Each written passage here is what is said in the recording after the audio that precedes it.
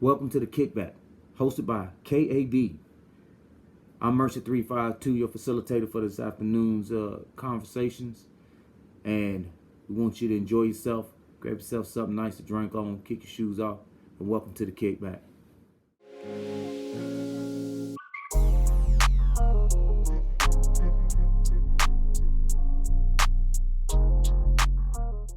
All right, y'all. So, hey, YouTube, welcome, man. Welcome to the KAB Kickback, man. I'm your facilitator for the day, Mercy, man, and I got some of my best friends in the house, man. We got Ryan in the house over here. We got GA, also known as Donald, in the house, man. We got my homeboy Jay Nuts in the house. Y'all need to check Jay Nuts beats out, man. He's going live on him. You understand what I'm saying? All right, so as promised by the intro, man, we're going to get off into some really funny stuff. So I ain't gonna just sit here and talk. This is a free for all, man. We just gonna get in here and tell y'all exactly what it was like for us to be a dumbass private in the military. Well, okay, my for starters, let me tell you something, Maria. The dumbest thing I could have done turned out to be the best thing I could have done, which is hang out with you guys. So it's bittersweet. But I remember too many days on some Mad Dog 2020, some Tame Beret. I don't know why we had all this stuff mixed up, but bless us for going a little bit more, a little bit more the more mature route. Because man, you playing around, Don. Like, are you kidding me? We used to get so drunk in the barracks. Hold on, I got one for you. Then you want me to kick this thing off? Let me break the ice for y'all. All right. So I'm a brand new private in the 82nd Airborne Division, right? Getting it, right? And I remember I showed up and I was like, God, I'm gonna be the best. I'm gonna be the best little private. I'm gonna be the best little dude. Man, I was so God and country, man. I bled red, white, and blue, right? First day one, I just got out of 82nd Replacement Division and get to my unit, right? So I get to the unit. And my first team leader meets me, Specialist Dane DeLabastide. Never forget him, man. Love him. Hated him at the time, but loved him. Dude sits me down. This dude sits me down and he's like, all right, I'm gonna teach you how to tie an end of line bowling. I'm like, okay, all right. I don't know what that is. He's like, cool, you about to learn. Do push-ups. Okay. So about 20 minutes later, of me just doing push-ups and him not showing me any knots, he then shows me the knot, right? Now, mind you, he's sitting on one of those little army fold-out chairs, one of the little woodland fold-out chairs, right, in the middle of this hallway, because we were still living triple-decker, right, like 2 to a room. And he proceeded to scuff me up, hurt my feelings for the next 3 hours while he killed a case of natural light teaching me how to tie this damn knot, right? That was my introduction to the 82nd Airborne Division. And I'll tell you right now, I'd still go to war with that dude, like hands down. Now, I got plenty of other stories, but that one right there, that was my very first one in the Army. So everybody know the dumbest thing a private could do starting out is to ask a question too. Because you already know what it's about to lead. You already know it's going to lead. So we all out there doing some training, and I'll never forget this. We're doing training, and we were getting ready to go down this 90-foot tower, and I hadn't done a lot of stuff. I'm not gonna lie. Now, who, as a private, who aren't, who's not tired, man? You're doing all this training. So I asked Sergeant Williams. I never forget Sergeant First Class Williams. I said, "Listen, do we have to go down this? Do we have to go down this tower? We done did this like a couple times now. He said, Steve, you ain't got to go down it. I said, for real? He said, no. He said, you don't have to go down it. But what you can do is, while everybody going down it, you can gator walk from one end of the field to the other. by the time he finished that statement, I said, Red show dead, man. I will put my harness on me. Strap the thing up. Listen, bro, I marched up the stairs. I ain't even wait for no commands. Got on the ledge. Now, this is somebody who done this a couple times, but I wasn't too fun to height. Got on the ledge, got in the L shape, and rappelled down. It wasn't even my go. I just said, look, you boy, not in Georgia. That's a little too hot for me to be talking gator walking. Gator walking from one end of the field to the next. I heard him got down that tower, man. You would have thought I was on the movie SWAT the way I came down there. Back in the day, were a force to be feared. They were a force to be reckoned with, right?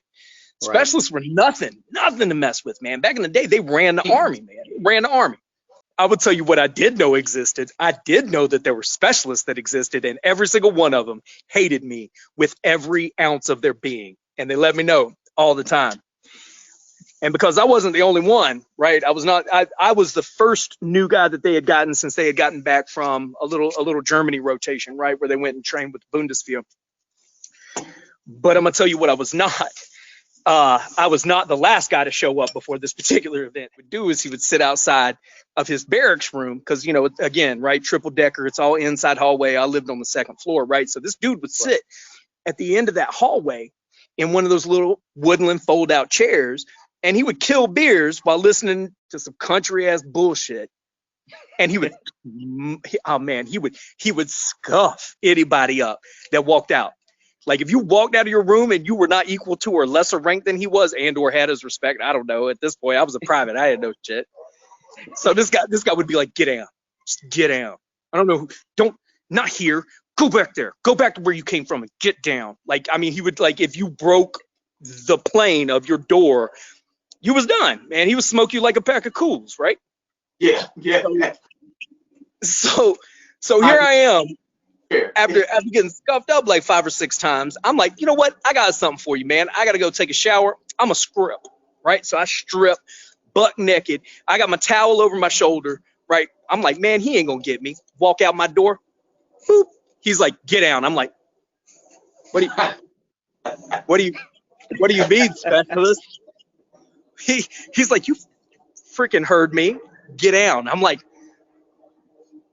with everything hanging? He's like, yeah, I don't care. Get out. And this cat didn't make me do lunges. He didn't make me do push-ups. He made me POW crawl up and down the hallway.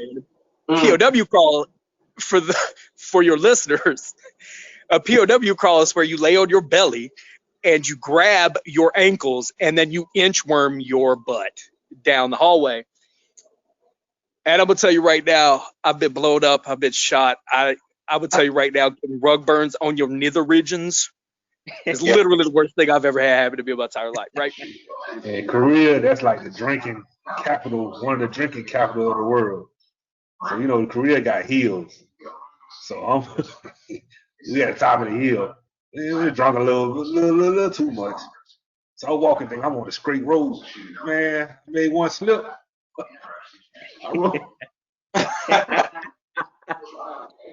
Down to the bottom. I'm at the bottom. That crazy thing, I was at the bottom, man, like I woke up, like I'm in the casket. Oh, you talking about Korea? You know, you got to go ahead and put them folks on notice who used to go down there to Nike Town to get them shoes. My sergeant told me he would have got a pair one day, thought he was gonna go play basketball. Thought the bottom of the sole came out of them jokes. Right in the middle of a jump shot. Yeah. He said, I went from Air Jordan to Moses in 2 seconds. Hey, I have no shoes on. The one dude thought he had some J's.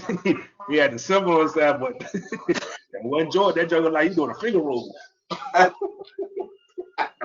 about Exodus. It wasn't called Exodus either, but it was the first time I was up here in Virginia, which what actually made me come back, being stationed up here.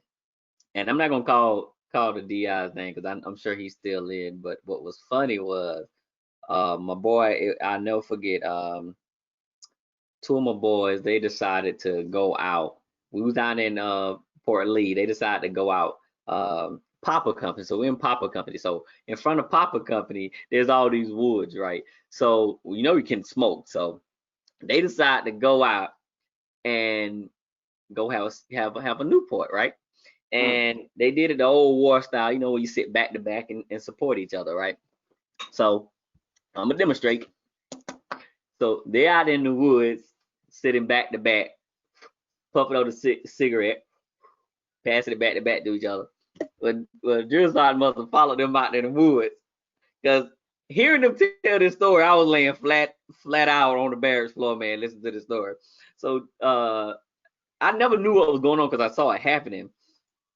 Drill sergeant and them followed them and walked up to us. So they sitting back to back, just smoking and smoking. So drill sergeant comes up with his hat on and he smells good, doesn't it? Yeah. No, take your time. Go and smoke it. You might well go and smoke it. Cause when you get done with that Newport, I think I'm gonna like me one. I'm gonna like me 2 actually. So About 45 minutes passed, and I see them come back. And I'm like, God, dang, why they so like they covered it like they all dusty and dirty, right? Yeah. I said, what happened to y'all, man? Drill started calling us smoking, so he decided, he was gonna return the favor. Yeah, man, but specialists being a tough one, man. Because I'm gonna tell you something, man. Given my job, and I had to go in there and clip people out when they went AWOL. I never forget my buddy, and he was my buddy because he ended up being a cool person, man. He ran away, man. I had to go clear his room out, and this cat had so much stuff, and he didn't clean up nothing. And I mean, we had did everything together. So I never forget. Platoon started to come parading him to my office, and I'll never forget. They said, "I'm gonna tell you something. I got on this kid so bad. I swear, man, it was sergeants and E6s coming over there getting that parade rest because they thought they thought I was the one in charge over there. I'm not making this up. I was so pissed off because he had so much stuff that when he came back, and I said, listen here, and everybody trying to talk to him about mental health and about running around. I said, listen, man, the next time you decide to run, do me a solid favor and grab some healthy trash bags. Matter of fact, swing by the office, I'll give them to you. Pack your stuff and take it with you, man. Ain't nobody got time to be cleaning up after you. Yeah, well, we all got no drill sergeant, man. You always try to laugh, you gonna smoke the hell out of you. But what they be doing, they come up, I had one, they come up. What y'all doing? Get out. Like, man, don't be coming up there looking like that, man. You gonna laugh. You gonna laugh. Hey, I'm gonna tell you the crazy thing I seen, man. I gotta say this now. The crazy thing I seen, man, when we went out to NTC. And so I'm not gonna tell you all of it, but it was a chain of events that happened that day. So I thought I was at my peak, of seeing what was gonna happen, at least for the whole time there. So let alone today. So I'll never forget, man. We had the big LMTV trucks out there, man. And you know how everybody, we just setting up, right? So everybody's setting up and doing their thing, right? And note, in NTC, you're in between mountains. It's windy. It's all outdoors out there, man. And wind gusts come out of nowhere. Like it is in El Paso. Yeah. Yeah. So wind gusts come out of nowhere. Everybody knows this, right? So I'll never forget, man, these four. I ain't gonna say all of them were private, but they might as well have been because they were all acting like them at this time. But they let this private get on top of the LMTV, and he was holding the tent. So you know where I'm going with this. So in a matter of less than 2 seconds, a gust of wind come out of nowhere, and it gets up under that tent. Whew! I mean, private goes. Private John Smith goes into the air about a good 10 feet. I'm talking about, and he hanging on. And listen, it looked like the Aladdin carpet had grew up and got pissed off at somebody. Hey, you look, he goes one way.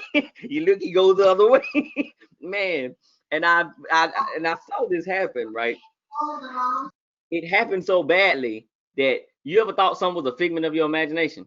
Mm-hmm. I couldn't even believe it until I got hurt. So I got injured while I was out there, man. My shoulders got messed up and a little bit. So as I go in there, they have him laying on this cot, and he like somebody had done dusted him in some oil and roll him around in the sand because he got all that sand just stuck on him, man. I'm talking about bad. He was sanding. It was so bad. I had to look. I was like, yo, he gonna make it. They like, yeah, man, he banged up, but he ain't gonna forget this. I was sitting there like, I ain't gonna forget what I saw. That wind, man, it was like somebody just, the wind just pick it. I said, man. Hey, listen, I felt it because when the wind blew and I saw him try to put this tent together, I immediately thought, I said, man, this can't be good. Like, even with me thinking it, I'm still thinking like, this got to be a figment of my imagination. Gotta say shouts out to my boy Jay on here. Love you, Jay. Yes, sir. EA. Represent A. Y'all already know me, Mercy 352. We all representing KAB. And our special guest we had here this afternoon, Ryan, who has signed off of the net.